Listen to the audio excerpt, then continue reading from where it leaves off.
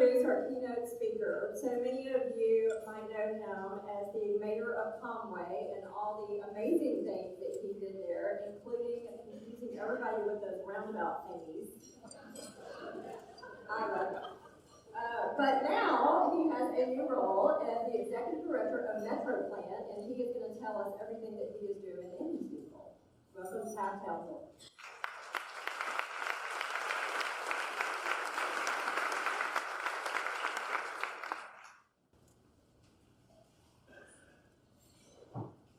Green Acres is the place. Everybody else is doing it. Farm living is the life. Farming land spreading out so far and wide. Take Manhattan, but give me my countryside.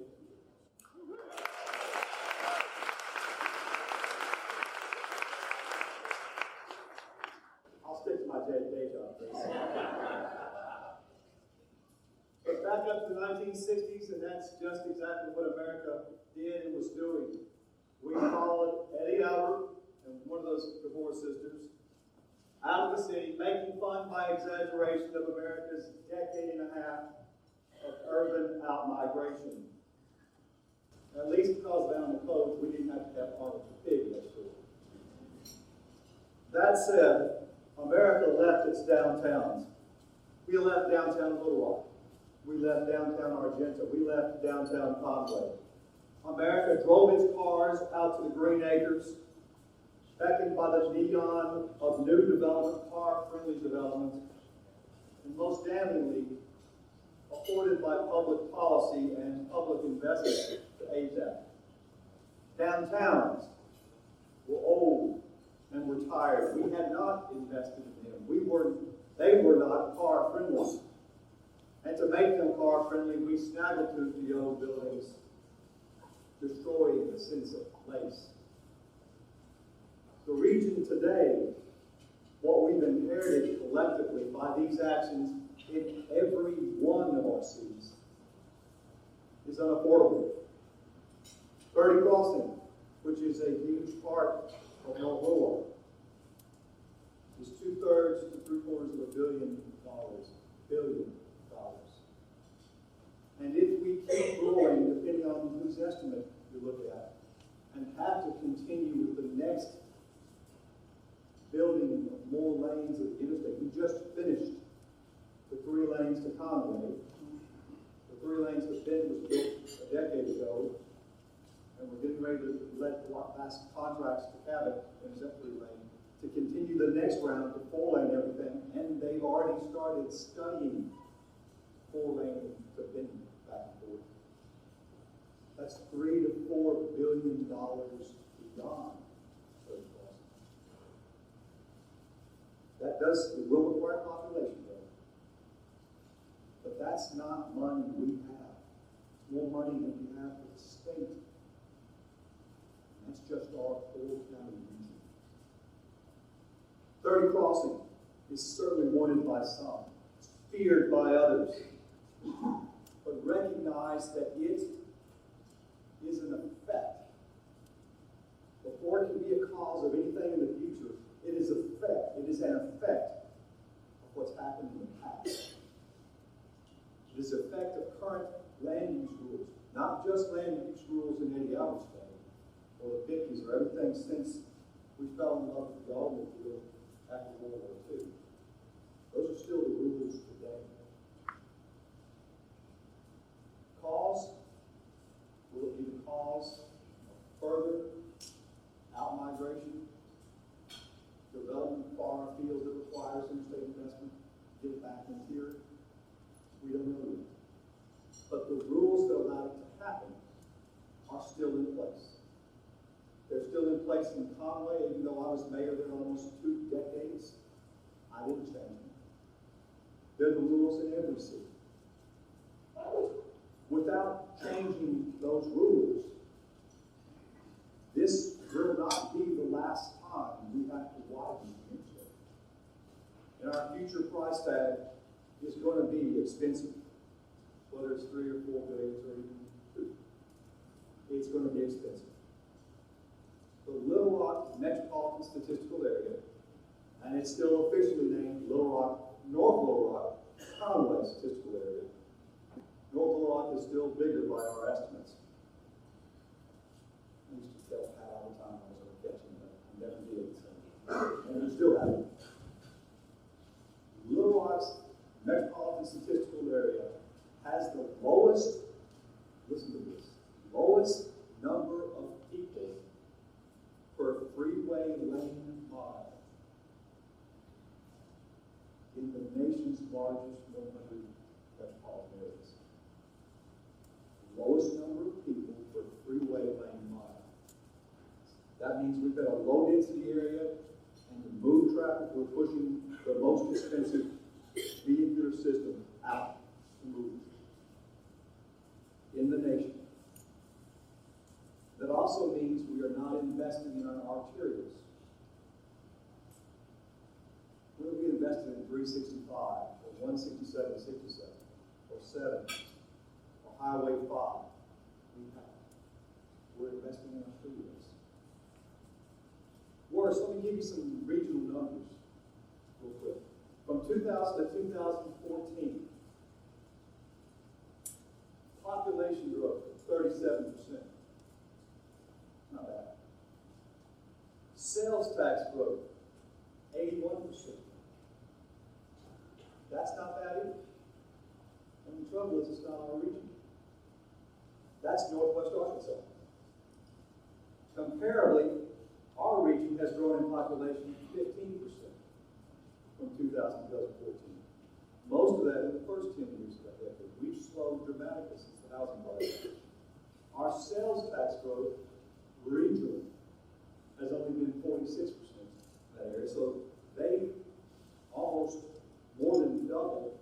They have almost more than double sales tax growth and grown more than twice population-wise in Northwest Arkansas. But what's more telling to me is that they're spending in local dollars before all the donations from the Wealthy Families, from the Walmart Foundation. They're spending $239 per person in local sales tax dollars, investing in their cities. We're spending $218 per capita. They're investing more money, their money that could be used to match Walton dollars. They're investing more of their money in their place. We're getting beat. Part of the reason why is we're not investing in ourselves. In Northwest Arkansas, every county has a 1 cent sales tax. Benton County has a 1 cent sales tax. Actually, Washington County has a 1.25 cent sales tax. Pulaski County has that. That's good. Saline County has none. No county sales tax. Faulkner County has a 0.5 cent, and they chose a 0.5 cent because at that level, they didn't have to split the monies with the cities. And then when you get to cities, Joe's dealing with the budget where he's got 1 cent in sales tax. Every city in Northwest Arkansas has 2 cents. How much would 1 cent mean to you in your budget, sir? $16 million. Red State, Northwest Arkansas, they're already investing 2 cents by their public vote in their communities. Fayetteville, Springdale, Rogers, Bentonville, all of them, 2 cents that they're putting into their communities that we're not putting into our communities. Conway has a 1.75 cents. We're leaving a 4 cent on the table. That's $1.3 million in Conway's budget. Little Rock's got a 0.5 cent. Sherwood's got 1 cent. We're not investing in ourselves. If we just match that conservative bastion in Northwest Arkansas, that would be an additional $73 million right here in this 4-county region. That's investing in yourself. That's creating quality of place. Something special. Something unique. Something that wells up from the community streets itself. Something that makes it special. They're doing it, we're not. I'm executive director of Metroplan, and Metroplan is a federally required, what we call MPO, Metropolitan Planning Organization, required by the federal government because, it actually was required in 1962, because when the freeways first started being built, they were wrong by everybody. You could motor on down the road quicker with a freeway system that Eisenhower brought in from Europe. But when they started pushing those freeways through the dense urban areas of cities, cities started recoiling because it was tearing up the urban infrastructure. So to counterbalance all the monies going to state highway departments, they empowered the local jurisdictions, the MPOs. Every metropolitan statistical area over 50,000 people were told they had to have an MPO, and that MPO would have the authority to decide whether they would allow certain developments or how they would allow certain developments in their region. That's what Metroplan is. It has some money, but very little. That still resides in the state highway departments and largely in our cities too. So we don't have a lot of money. We have that authority, but it's really just the authority to call balls and strikes. We can't pitch the ball. We can't bat the ball. We can just call balls and strikes or coach or whatever we call it. But we don't have those authorities to really affect change. And affecting change is what's going to be required for our region at each and every level. You can't just do it in one city. You've got to do it in all cities. Although I can't do it alone. It's going to require a little bit, yes. But more than just the old Twin Cities, it's going to require Conway to do it. It's going to require Benton and Bryan to do it, and Cabot to do it, and all of us. What are the big issues that's going to be facing our region? First, money. We have got to have the money to create a sense of place, or we're going to be beat in this poor state by our Northwest Arkansas compatriots. And we'll be beat nationally, because in other places, they have more money per capita than we do in the state of Arkansas by the constraints we have, the tools we've been given by our state legislature. Second, we are a region. Back in 1950s, in the start of the car era, the Green Acres era, so to speak, the Twin Cities, Little Rock and North Little Rock, were 88% of the major cities. Those two cities were 88% of the major cities of the region. Today, they were 56% of the major cities of the region. Even Little Rock, as big as it is, as dominant as it is among the regional cities, is only 29% of our region, our four-county region. Really, it's 3.5 counties, because Long County is only portion up the 67-1, 67-4 corridor. North Little Rock is only 9% of the region. Congress, 8.9. We are all one region. We have got to think in terms of one region. We have got to think that policies in another area impact our area. It's that we can believe in new urbanism, but if we have to accommodate everybody else who doesn't, that means the freeway still gets run in the next go around. So we've got to recognize that it's no longer the Twin Cities, the children of the first wife, the outlying cities of Pulaski County, the children of the second wife, and those beyond Pulaski County's children of the third wife. And by the way, that works just as well with husband. We're all siblings. We're all in this together, and our region requires our cooperation. Third, we need regional authority. There are some things that we cannot do together. Judge Hyde's predecessor, Judge Malines, had to cooperate with Judge Scroggin in Faulkner County to build a road in Faulkner County that served people in Pulaski County. There are residents in Washington County in northwest Arkansas that have to get to XNA Airport, but the road to get there goes through Benton County, and no one lives on it.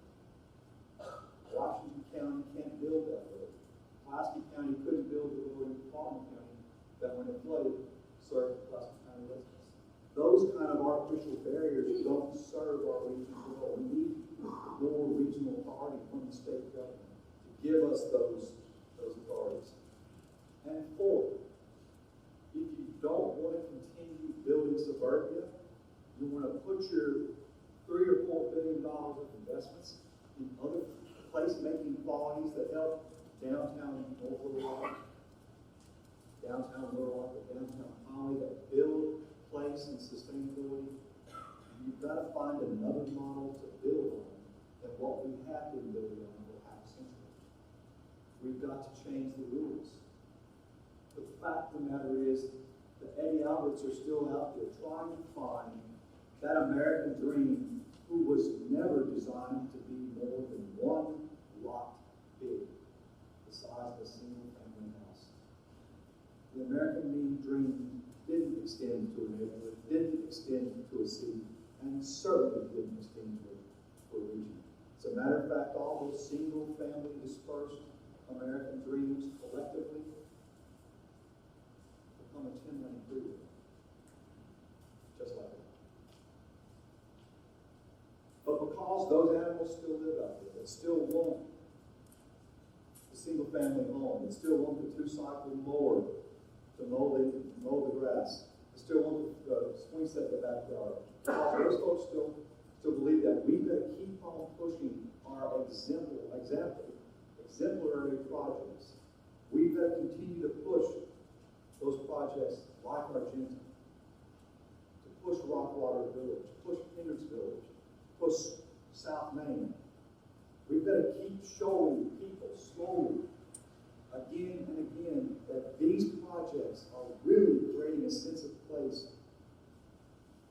that we're restoring what once was here, and it's a better way to live. It is more full. It is more sustainable.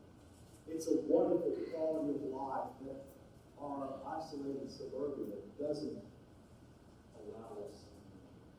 We've got to keep on proving that, just like Helen Keller's tutor kept on holding her hand under a flowing stream of water, drawing W's on it, to eventually communicate to her, we're sending a message.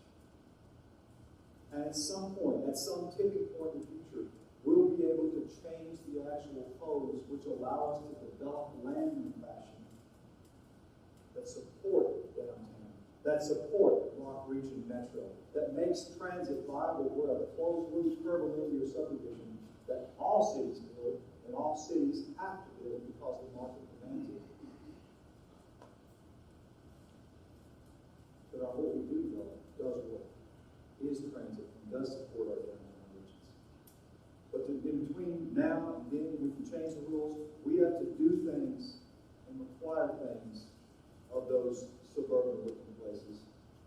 Require sidewalks, require bike lanes, require medians. Don't strip out our arterials. Allow smaller lots. Increase our density. Allow mixed-use developments when NIMBYism is propped up. We have to keep on building better until we can change the rules and build it best. Argenta is well positioned for the future. It is ahead, on the road ahead. You are where we as a region need to go. And we need to keep on investing in this area and this region because it is the sustainable, viable future that our region needs. You have a $1 billion skyline. What Pat Hayes said when you opened Dickie Stevens Park. You were right here. You were so located right in the stream of things. Pardon the pun. You have a great river right beside you. You've got that great skyline. You're near the river market. You're near the employment center of downtown Little Rock. You're on the river trail.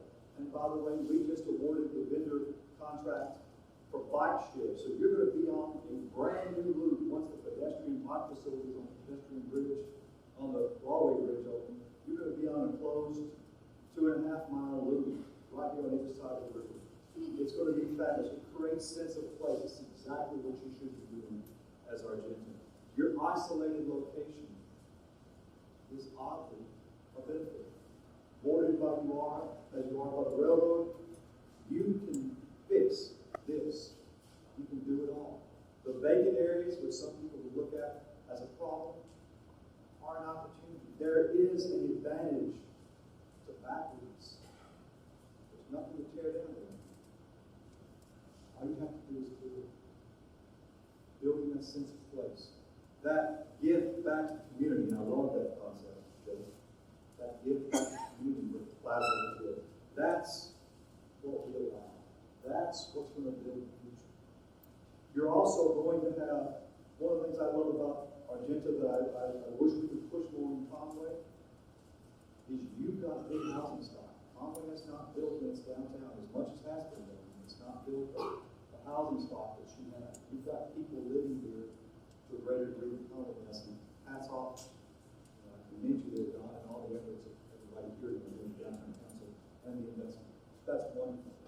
You've also got, with this 30 crossing project, is coming a new viaduct bridge on the west side of the interstate, which will provide connectivity much easier for people coming in from the north.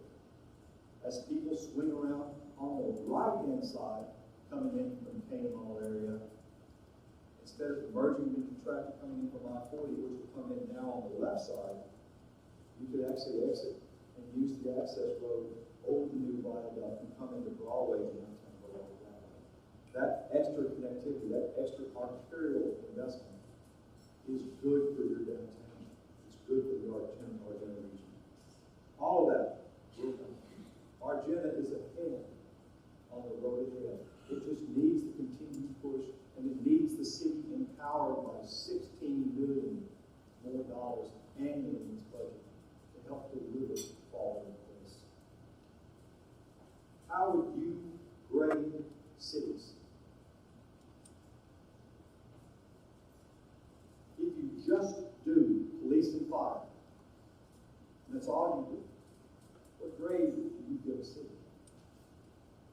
We politicians talk about lots of times police and fire, and it's critically important. But if you do that good and nothing else, what's your grade? If you think about it, D, maybe if you do a very good C, that's expected of every city. Now, if you don't do it good, if you can't deliver on police and fire, and those most critical services, you fail. No matter what else you fail. You've got to do those right. But doing those right by itself will not allow you to succeed in a world that requires great success to create quality of place. Adding in good streets, maybe even roundabouts. Those type of things. Good streets, good planning, allow you to get up into the B's and to the C's. And in places like Argenta, where you can invest in public art, in public plazas, in those things that you couldn't put out in the suburban areas, you couldn't put in the subdivision without lining the developer's pocket. But here in your community center, on your front porch, your community can invest in it and help create that sense of place. Public art, public places, the quality of those things, that's what allows you to get up and get that A grade that distinguishes you from those other cities and those other metropolitan areas around the nation. That's where success lies. Investing in yourself, thinking together as a region, and moving forward. If we want to stay with the policies of the past, then we can project the present and the future. If you want to change the future, you have to change the policies of the present. Live by examples, make the best examples you can, and let's work together to change the rules to create a better future. It starts in places like Argenta, where you will keep doing good in those places you are already doing. You're doing great work here. Keep it up. Thank you for attendance today. Thank you for listening to me. I appreciate the opportunity.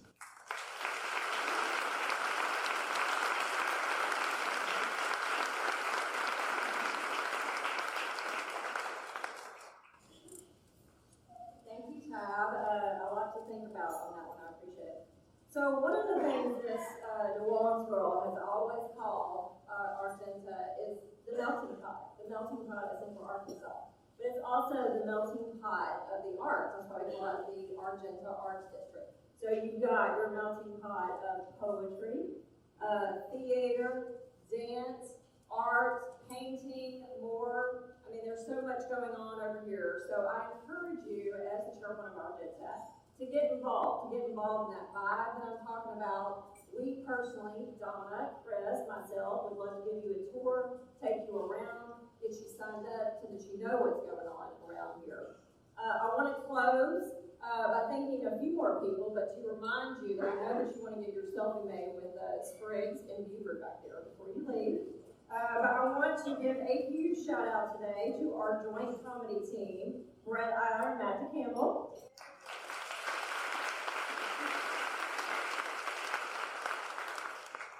Chris James with House of Art, who has actually taught me poetry, and I did my first poetry jam not long ago called, what was it called? Oh, How to Make a Woo. Yes.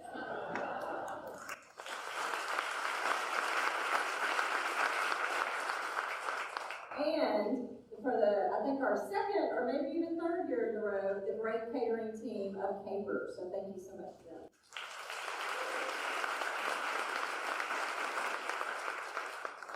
I want you guys to go out and enjoy the day, and just remember one thing that I'll wrap with and close with, being the Cajun girl that also lived in Dallas, Austin, Chicago. Just remember that all this heat is